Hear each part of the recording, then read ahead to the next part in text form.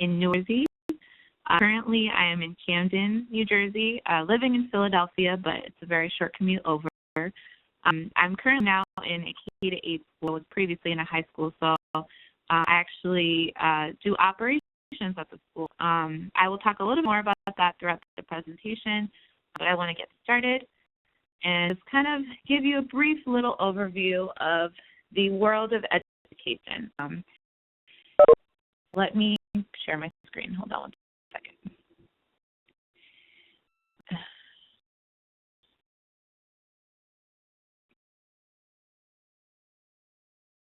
Should now. Okay. My screen now? Yes, I see it. Oh, wonderful. All right, so just going over some of the things in education, there's actually a lot of different opportunities, whether you're volunteering, whether you're doing a tutor program. I want to talk specifically about becoming a teacher in this role. Education can be so many different things. You can be in early childhood education, you can be in high school, you can even be, in a post-secondary kind of setting with a college. I talk specific today about K-12 education. If you have any other questions, feel free to connect with Sarah after the presentation, or contact us and just let me know if there's any other information you're looking for. Today I'm going to go over some fast facts about a teaching career, a little bit about qualifications, what does it take to become a teacher, what kinds of credits do you need, what kinds of experience is helpful, and then also just go over what is a day in the life of a teacher. So many times before I became a teacher, I wish that I had more in-depth experience in a classroom setting. I've worked a lot with kids in an informal setting, after school or at camp, but being in the classroom every day is the best way to experience it. So I want to give you kind of a day in the life of the teacher and tell you what does a teacher do, because there's a lot of misconceptions out there. And then advancement. So I started as a teacher. I became an assistant leader. Technically a vice at my school. I'm a leader at the school. I talk to parents. I talk to the community. I also work with the kids directly, but I'm leading in the building now, and that's something that I decided I wanted to go towards. It may not be what you want to go towards, but there's a lot of different options out there. So a little bit about advancement and school as well. And then also just what are the pros and the cons of being a teacher? There's a lot of really awesome things out there, great outcomes. There's also some realities in which, you know before you start a career, what are some of the things that I should expect that may not be as fun, to have it all laid out in front of you before you, start off on your career. And then for people that are a little bit younger, even in high school, what can you now to prepare? If you are dead set on becoming a teacher, what are some of the things that, you can start getting involved in to eventually maybe get some experience to become a teacher in the long run? So yeah, I will start off with a fast fact. I'm a certified teacher in the United States. There's a couple of different things that you should know. For degree level for teachers, they're looking for a bachelor's degree, so that's a certification of education. You're actually looking at some experience if possible, but I'll talk a little bit more in depth about the qualifications on the next couple slides. So kind of the basics of what you need to start. The salary range, $45,000 to $65,000 estimate. Anywhere between, really. I think that it depends on the state you're in. So what's really cool is there's a lot of research you can do on Google just to say how much does a teacher in New Jersey make? How much does a teacher in California make? They're going to look pretty different. It could range anywhere between, I would say, $3,000, $50,000. That's normally a starting salary depending on where you are. Districts actually will give an extra spin depending on the area in which you're working in. So I was working in Newark, New Jersey. It's a low-income, disadvantaged community. A lot of hardships in the community. The teachers there actually get an extra stipend. Mark Zuckerberg, the CEO of Facebook. He actually donated a lot of money to Newark quite a few years ago, and because of that, they were able to allow more money to teachers that were starting off, just to kind of give a bit of a bigger motivation to stay longer, to stay committed to kids, to stay committed to the school system. The salary range is kind of loaded, depends on, whether you're starting off, whether you have experience, what kind of teacher are you? Are you a high school teacher? Are you a bilingual teacher, special education teacher? All these things play a role in where you start with your salary. That median salary, I would say around $55,000. In terms of the number of teacher jobs, so I broke it down kind of into elementary and high school, depending on your interests. Some people start off saying, I'm never going to be a high school teacher, or I will never be a kindergarten teacher. Not for me. If you know that already, awesome. If you don't, that's okay. I know many teachers who have started off in high school and ended up in elementary, and they thought they wanted to work with older kids, and they found out, actually, I think I want the younger ones, vice versa. The cool part is you can get different, degrees based on what you're interested in. The opening, I will say, in terms of the outlook, 6% average, there are jobs out there. We need teachers badly. We want teachers to be committed, highly qualified, be in the classroom, and serve our kids' best interests every single day. So I believe that the openings for different schools, depending on which school that you're looking at, there will be several. So I'm going to move on to the next one to just talk about what does this look like. So teachers, like I said, there are teacher availabilities in public, charter, tribal, private schools. These are different settings of the types of schools that you can apply, that you can get involved in. With all these different schools, there are openings. You often want to look specific into the school district or the school to see what positions are open and available. So for the different specialties, I put like some really valid specialty, because these are just those positions that are really important for our schools. Special education teachers are very much valued. We're looking for someone who's interested in working with students with special needs, students with autism, speech therapy. There's a lot of different different things there that we're trying to find people who are interested in this. So if that's something that you're interested in, I would highly recommend going to school, trying to get a bachelor in the special education, because also for this position, you get paid a little bit more than a general education teacher. Similar bilingual, whether it's Spanish, whether it's another language, bilingual education is also very highly valued.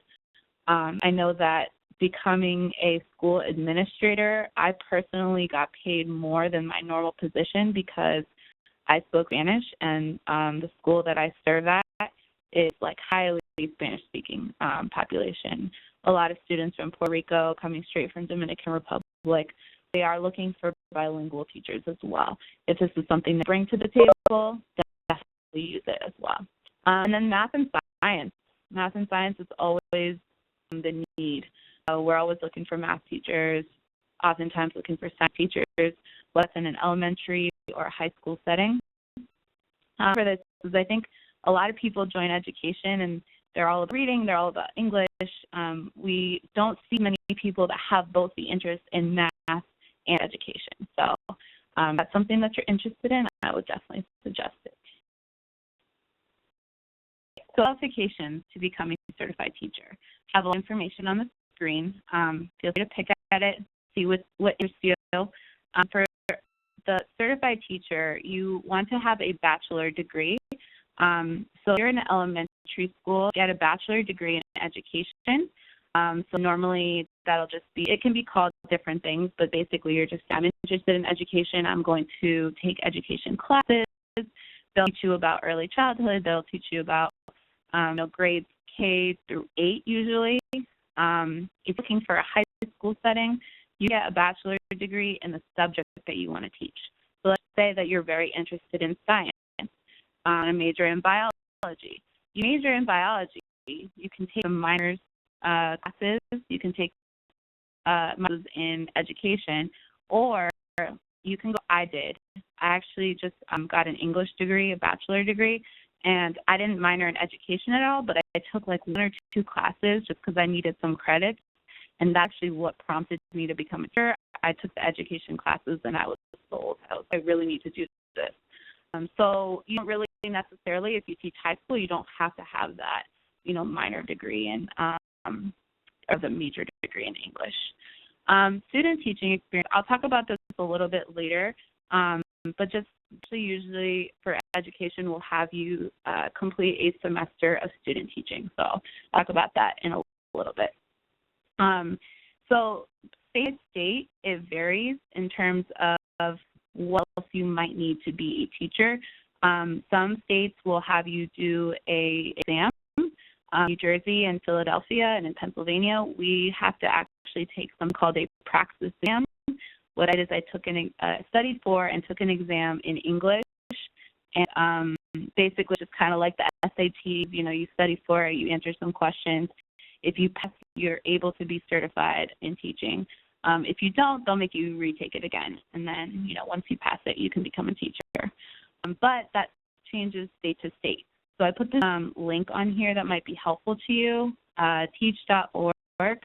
This will actually show you state by state what kind of certification you need, any additional courses or prep work that you might need to become a teacher in your state. You can kind of look at that specifically. All Bible colleges offer certificate programs for education.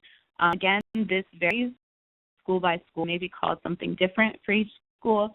If you look at that second link, you'll be able to search by your state, by city, to see which colleges around you can offer programs for education. Teacher's license, that's something you'll get after you complete all of the above. So just a quick thing on Teach for America. They mentioned that I was a teacher with Teach for America. I did an alternate certification route. If you you don't necessarily want to go to school for 2 years to get your Bachelor of Education, if you come straight out of college, let's say you want to pursue, a career education specifically in low-income communities, Teach for America is a really viable option. What we did instead of doing the student teaching course over, a semester, is we actually did a training over the summer in which we taught summer school to kids, and being intensively coached, learned about lesson plans, we learned about classroom management, all in one summer. And then from there, we became teachers. So that fall after we graduated, we actually became a teacher in a real classroom. You have to take ongoing classes throughout the next year to complete your certification, but you are a real teacher right after that. So something that's interesting to you, you can go to teachforamerica.org. But there are other alternate certification routes that you can take to become a teacher as well. College supervised instructional experience, where a supervisor program and a certified teacher at your school monitors you. So you'll probably have 2 other people in the classroom, at least 1 other teacher at any given time. You can choose what you want to teach. So if you are interested in early childhood, you actually go work in a preschool, and they will actually have you in a classroom. They will coach you. They will give you feedback to know how you're doing. If you're interested in any of those different programs, you'll go in and they'll actually kind of you'll start shadowing the teacher that's in the classroom at that time, just by observing, and then they'll slowly work you in so that you become the lead teacher. So you'll get all the responsibilities of classroom management and planning lessons, and it's kind of a really good way to, 1, get the experience and kind of see what it's about, and get practice for being a good teacher, and 2, it also kind of gives you an insight into, it's really for me. Like, I'm going to start and try to get this certification in education. I don't know for sure if I want to do it. This gives you a really clear view if this is something that you can do for your career. So I think that the student teaching is really helpful, and that's something that you get in all jobs. Some skills. They have a picture from our school in New Jersey, in Camden, one of the teachers working with one of our students. So I put some basic skills here that I think are foundation and key for being a teacher. Many skills that will help you through this kind of role, but these are the 4 that I think are the most important. Leadership skills. So do you have the confidence to lead, motivate, inspire a group of people, specifically people? Can you stand in front of a classroom and can you direct students? Can you have that confidence? And not all people have it in the beginning, but if you feel like this is something that you can definitely work towards, this is something that you're excited to do, that's probably my number 1 skill I would put on there, because you are really leading a classroom every single day, leading a group of learners to reach their goals. So that's probably the most important one. Organizational skills, something that's like important in all jobs, but for a teacher, the ability to organize a classroom, physical and instructional space. Is everything organized in your classroom? Can you plan lessons in a timely manner?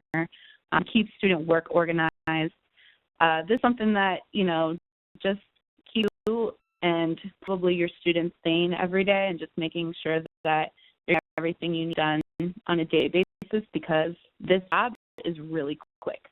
Things fly every day. New students come, things are changing all the time. So having the organization is really important. Community skills, both classroom management, instruction, all interacting with families. So can you have basic communication skills? Can you communicate with your students? Are you able to talk to a student they're having a rough day? You talk to a family and let them know how their child is doing. If you're not really a people person, or you're not really good at talking to people, this might not be the job for you, just because this is something that you'll have to do on a day-to-day basis. The last one I put on there was the ability to adapt. Education now is ever-changing. We don't know if the next year, we'll have the same state standards, the same tests for our kids, standardized assessments across the nation. So that's that, like, what we did last year may look completely different this year. Sometimes what we did last week looks completely different this week. Our school just went through a huge schedule change because we were noticing that our kids weren't getting the best instruction in their classrooms that they were in. So we ended up moving kids in different classrooms, making sure that they were with the best teacher for them, meeting them at their levels. So that meant that all of our teachers had to adapt to a new schedule. They had to adapt to a new group of kids. Education changes like that all the time. So do you have that flexibility and that ability to adapt to a new environment? And if you do, then definitely the place for you. So teachers do. We've been talking a lot about teaching, a lot about, what a teacher has to deal with on a day-to-day. This actually kind of breaks it down into a few different things. There's always more. Teachers are amazing, amazing people, and that's why I'm still in a school that's to support them and to support our kids. So teachers at their very core, they plan lessons, create week plans, objectives, which are goals, work activities, assessments, charts, classroom jobs, more. Like, it's on and on. So they're planners, right? They have to organize everything for each week, each day, make sure that you're not only understanding it for yourself as an adult, you're laying it out so that little children can understand it as well. Even big kids sometimes really need that explicit direction. So the observation skills kick in there. They also teach. So they instruct a classroom. It's called I do, we do, you do model. What it means is I'm going to instruct for my class what I want to do. So I'm going to learn multiplication. I'm going to show you how to multiply 2-digit numbers. Then we're going to practice it together with the class. You may work with a partner, you may work with a group, you may work with me, and we'll figure out how you can now practice it. And at the end, you do. So that means that the student themselves is going to try and see and do it themselves. So that's almost every class. You're learning a new lesson every day. Normally, a teacher will teach between about 270 to 345 minutes a day. That could be about like 3 hours. Have prep time to prepare, practice, and to get themselves ready for each lesson, but about the average of when they're on teaching. Also, you know that teachers grade work, so they feedback to students, give them help and progress towards their goals. Make phone calls home, the good and the ugly. That means that, you know, we always want to keep in contact with families. We want to let them know when their child is doing an awesome job. We also have to be honest when the child is struggling a little bit. You know, maybe they didn't do their homework, or maybe they, you know, were acting up in class.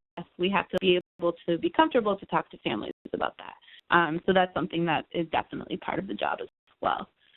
And then participating in professional development, that's basically where you go training with other teachers, you work on your lesson plans, you may learn a little bit about, you know, how to help a struggling student.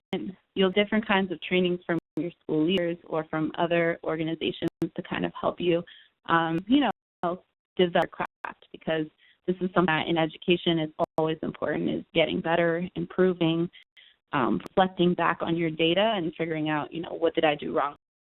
What can I do next lesson? And then I put at the bottom and more, because just the basics right here. There's always more that a teacher does. Yeah, just wanted to give you a really, really clear overview of the day of a teacher. Schedules, this is actually within my school. The left here is a schedule for a kindergarten classroom. So this is actually what the student follows every day. So I wanted to put an example from kindergarten and from middle school in case you're kind of leaning towards one or the other.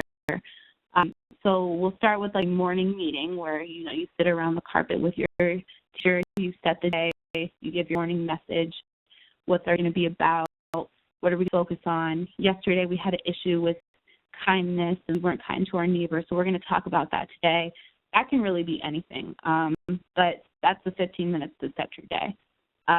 Then you have, you know, like a special PE. That could be a prep time for the core teacher, but if you're interested in PE, you know, that might be something that you teach for kindergarten through 8th grade, so your schedule will look a little differently.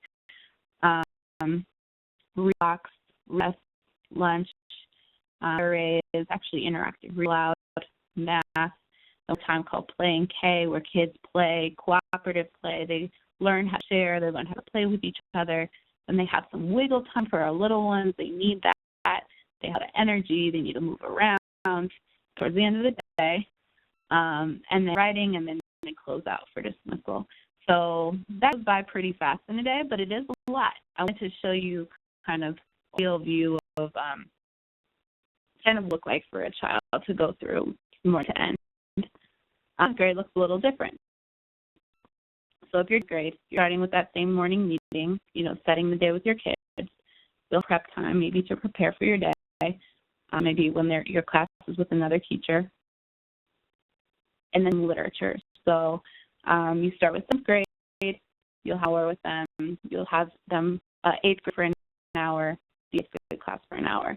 The enrichment period is the time where our older kids start to prepare for high schools. That might be like high school prep, getting resumes, writing applications to high schools, and then you'll end with one more class and pack up for the day. So it looks a little bit different, broken down, but that's kind of 2 different examples for teaching. So I wanted to show you some pictures, put some teacher, you have to find a lot of ways to make your PowerPoints interesting and engaging, because kids tend to opt out after like 2 slides. So I'm used to pictures in. We have different kinds of settings here. Kiddos on the playing with their blocks. Over there in the left bottom corner, the row sign on the left is school. So yeah, just a little joy to add in there. There are ways that you can advance in the teaching profession. I put just 3 examples here, but there are many, many more. The Masters of Education. So you can actually get a master's. Let's say teacher, now you're like, okay, can I continue to develop my craft. Will give you some additional skills as a teacher, and it also increases your salary. So generally, when we get a new teacher that has a master's, they're going to start a higher salary than a teacher with no master's. Even with experience, usually the extra degree gets you an advanced rate. For positions, this is like throughout the whole school, we have various teachers that are either grade team leads, they're directors of clubs, they do athletics, they lead a special education program, they're mentors or coaches. Schools will give you like a stipend for this throughout the year, so this can be something that you do in addition to being a teacher. And it's also kind of like a segue into administration. So some of our teachers this year are interested in becoming administrators. They are teacher leaders now, so they have that now on their resume. They can kind of use that going forward. Have administrator, which can vary. So different schools hold different kinds of positions for this. I am an assistant school leader of operations. Teacher before, you don't have to have experience in teaching to be a director of operations at the school. You have an operations background. So what I do is I handle everything for the school. I handle schedule, do a lot of the enrollment at our school. I lead facilities teams. I do like all the different building things. I do things non-instructional in my school. So I don't have a degree necessarily in like a master's or anything like that, but I'm a school leader because my district actually offers this position. So there's many ways you can get involved and actually advance, even with the extra degree. If you're a principal or a principal, these are the requirements. You have a minimum number of years teaching. That depends by the state. So I believe in New Jersey, you have 5 years of teaching. Make a principal exam under a master's program. Now, this can get you anywhere between $87,000 and $111,000, give or take. So it can be less, it can be a little more. The median $99,000. And basically what you do is you advance over the years. So if you start off, at $90,000, you can get a raise on the next year, usually by experience and by performance. Job, your district will reward you for that. And assistant principal position, let's say you're like, I'm not going to be a principal, maybe not yet. I want to start off as an assistant principal. And then they work their way up to principal. That salary ranges between $70,000 and $95,000. The outlook for this as well is also pretty high. It's average of 6%. Just like the teaching positions, schools are in need of leadership, assistant principals, depending on where you go. But, it's usually not too hard to find openings. It's more like having the experience and the requirements. Okay, last couple slides. Advantages and disadvantages of this. In general, I want to be honest because if you're thinking about education, there are amazing things about education, but there's also some very challenging things about education. So I want to have the full picture before, jumping into the career. Bold, italicized, underlined, rewarding. Every day is a challenge, but to get out of it is so worth it, for me at least, in my personal opinion. Kids really, really, really value and need a good education from all different backgrounds. Working with so many other states, countries in the world, we want to get our kids high up on education. It seems like everyone from anywhere values education as number one. So this is something that makes you feel really good when you see a child succeed. So at the end of the day, it makes everything worth it. It's all exciting. Never been bored at my job. Being a teacher, being a leader, talking to my friends that are in other jobs, I've always always had amazing stories. Whether they're funny, whether they're scary, it's always exciting. So if you're looking for a job that's fun, that's different, you're not sitting in an office all day, this is for you. This is definitely never boring. Also just bring you natural joy. At least for me, that like being around kids keeps me young. Not that I'm old now, but as I get older, I want to be around kids. I want to make sure that you can always have that joy and humor in my life. This is always the thing people talk about, school breaks, winter, spring, and summer. If you can afford to take those breaks, if you can take the whole summer off, that's awesome. That's such an added perk, especially if you can do it in 1 or 2 years. So this is something that people love. And teachers, though, do decide to work sometimes through summer school. If you wanted to supplement your salary, you can get another job. You can, waitress. Sometimes people do summer school, specifically want to stay in the school setting. But you do get these breaks off, the same breaks that kids do. So for winter, for spring, for those holidays, on slotted holidays, you'll probably get those off too. Just about the realities. There's a common misconception that teachers are 5 or they're off at 3:30. I would say that this is pretty much a lie. You will take work home, especially the first years of teaching, when you're still learning to become a teacher, when you're still trying to improve and get class right, classroom management down. Even maybe be able to leave my building at 3:30, I'm working at home. So some people see that as not a big deal. Some people say, hey, I definitely don't want to bring work home. The reality is you probably will, at least in the first couple of years. And then purpose-based work. So I think the other disadvantage and the con to this is teachers have a lot of pressure. Whether that's from families, whether it's from the district or your state or your schools, ever looking at your numbers. So how are you doing? Are they performing? Are they meeting, same levels that other kids are meeting?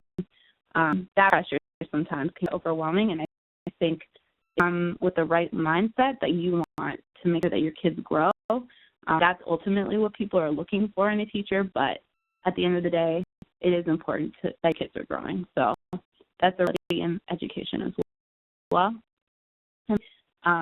Just motive. I wanted to say that, if you're getting into education for the money, probably the best reason to get an education, you should be doing it for the kids, doing it for the right reasons, because at the end of the day, if you're going to stay in the job, your motivation is going to be kids.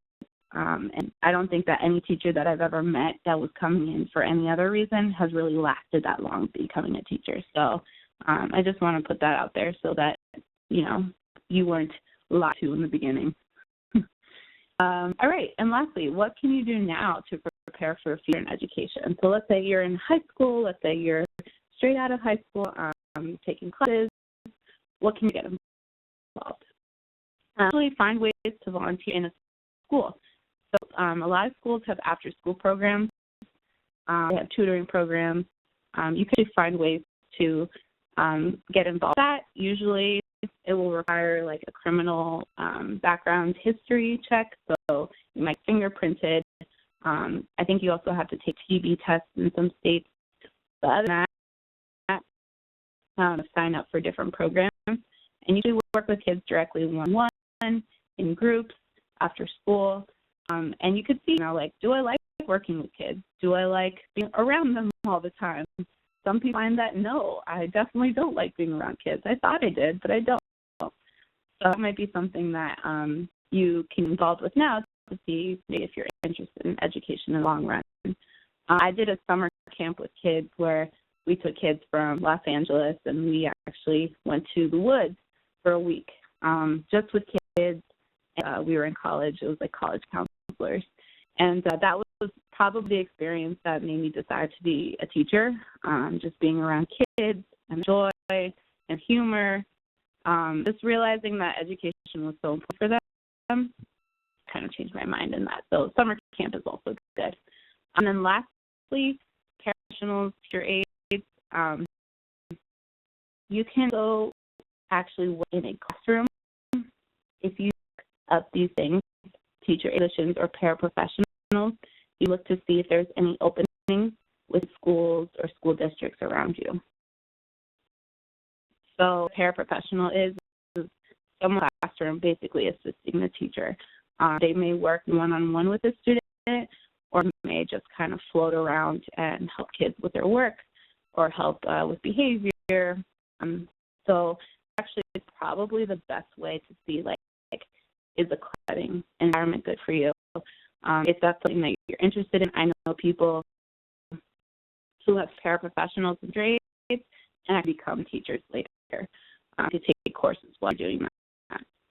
Yeah, so those are a few examples, just a few to say the least, but there's definitely many other things out there, opportunities that you can get involved in, just to see if that's something that you're interested in. And then I think that is pretty much it. So I will cover to you, Sarah. Okay, Jennifer. So I've unmuted everyone, and I'm just opening up the floor to any questions that we have for Jennifer.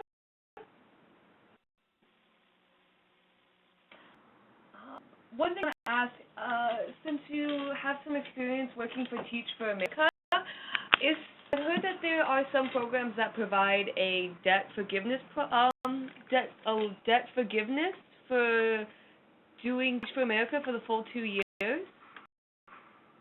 Yeah, that's the question.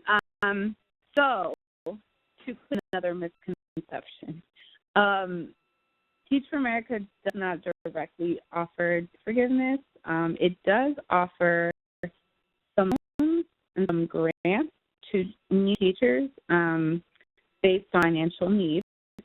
So that through Teach for America, they offer additional financial support if you're a first-time teacher with them. So in terms of debt forgiveness, though, depending on your school, definitely ask when you get hired, because in New Jersey, when I was first working, the deal was that if you worked 5 years in your school as a teacher, your debt would be forgiven completely.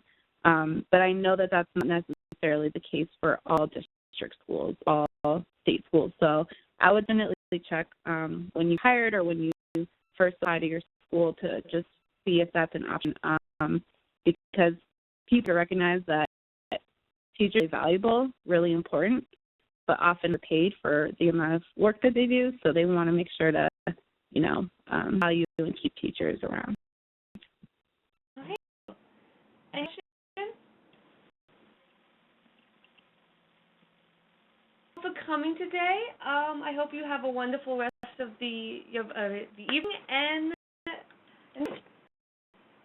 Thanks, everyone.